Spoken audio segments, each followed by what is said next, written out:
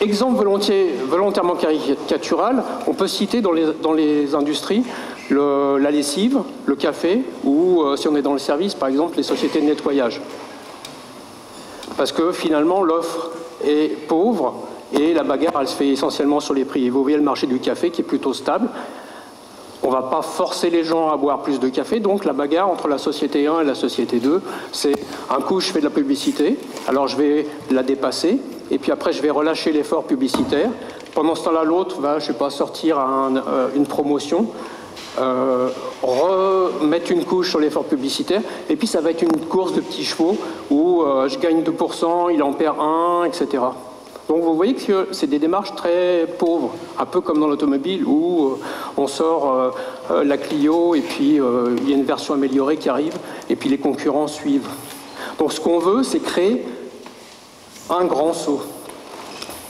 Comme par exemple James Dyson dans le domaine de l'aspirateur, où il est arrivé avec une innovation, avec l'aspirateur le plus cher du marché, et il était numéro 1 en Angleterre avec 44% de part de marché.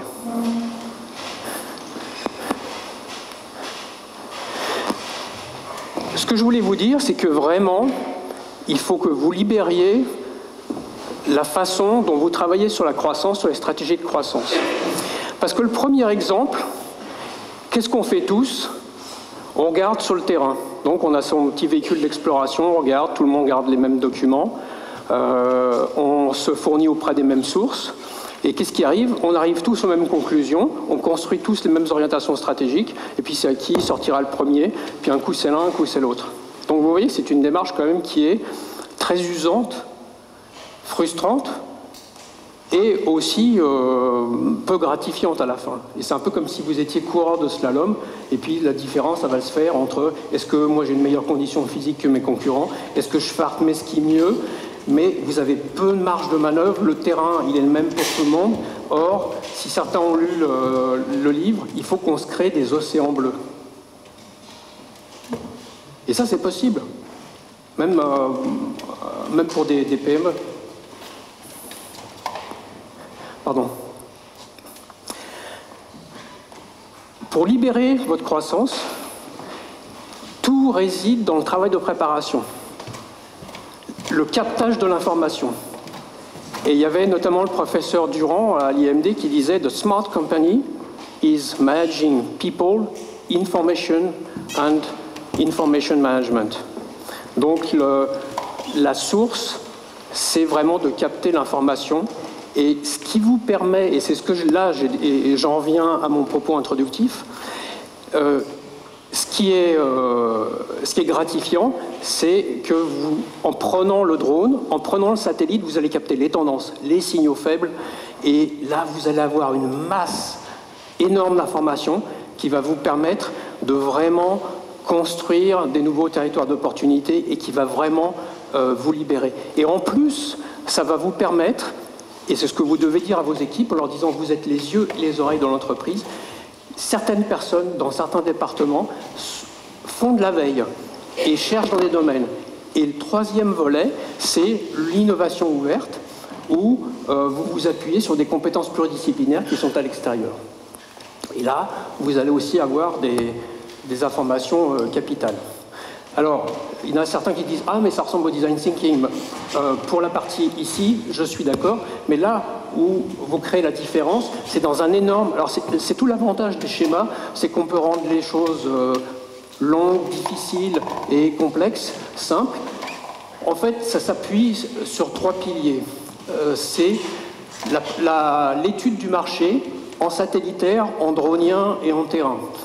La cartographie des technologies, pareil, les technologies émergentes, les technologies matures, où est-ce que je les trouve, à quel point elles en sont, dans quelle start-up elles se trouvent, qu'est-ce que je peux en faire. Et puis, vous mixez avec les forces de votre entreprise, les talents, et si c'est pertinent, les valeurs de marque, et puis tout ce qui est mission, sens et valeurs. Vous mixez le tout, et vous allez identifier des territoires d'opportunité. Donc ça veut dire des territoires où vous allez vous développer. Et autre élément que je voulais vous donner, c'est que vous ne dites pas « je suis fabricant de vélo », vous raisonnez en termes de solutions. Vous dites « j'apporte des solutions en matière de mobilité douce ». Et puis là, ça vous ouvre les domaines. Et une fois que vous avez ça va vous changer dans la démarche parce qu'en fait, plutôt que de dire j'ai un produit, qu'est-ce que j'en fais? Là, vous allez en fait vous devenir des scénaristes. Vous écrivez l'histoire idéale. Placez la barre haut parce que ça va vous éviter de vous censurer. Ça va vous éviter de dire ah non, ça ne marchera pas, ah non, on ne va pas y réussir, etc. Donc, travaillez bien sur, et ça va motiver vraiment vos équipes et ça va leur donner une nouvelle vision. Bon, alors, voilà. Alors, très rapidement, j'en ai pour 2 secondes, c'est un cas qu'on a développé ici en interne. C'est juste pour vous expliquer la démarche. En 2050, 10 milliards d'êtres humains. Ça veut dire qu'il faut produire 70% de plus d'alimentation. Les terres arables manquent. Comme vous avez vu, il y a un dérèglement climatique. Comme vous avez vu, il manque de l'eau. Ou alors l'eau, elle est polluée, elle contient des microplastiques, les nappes phréatiques se réduisent, etc. etc. Donc, la technologie, je vous en fais grâce. On est arrivé, en fait, à dire on va créer un système qui va apporter de l'eau, pratiquement une solution mondiale, sauf pour les gens qui sont proches de l'Antarctique ou de l'Arctique. C'est un système qui capte l'humidité qui est dans l'air et qui génère 500 litres d'eau propre par jour, avec des usages pour l'hydratation des villageois et l'eau pour l'agriculture. Et ce qu'on a fait, en réfléchissant justement dans cette méthode, c'est qu'on se dit, on ne va pas construire des grosses structures comme ça et les envoyer, je ne sais pas, au Vietnam, au Laos ou au Togo ou en Amérique du Sud. On va tout concevoir le produit pour ne vendre que la technologie qui est à l'intérieur, les plans, la formation, et tout va être produit par des coopératives, des ateliers mécaniques avec des matériaux recyclés. Et on a identifié 4 matériaux. Et après, notre but, c'est de créer de la richesse, de créer de l'emploi localement et de faire en sorte qu'on apporte une solution pérenne pour répondre à ces besoins d'agriculture. Donc vous voyez, c'était très rapidement illustré cette méthode de triptyque qui produit des solutions comme ça. Je vous remercie pour votre attention et surtout, libérer, penser pluridisciplinarité et à créer des nouvelles approches. Merci et bon séjour.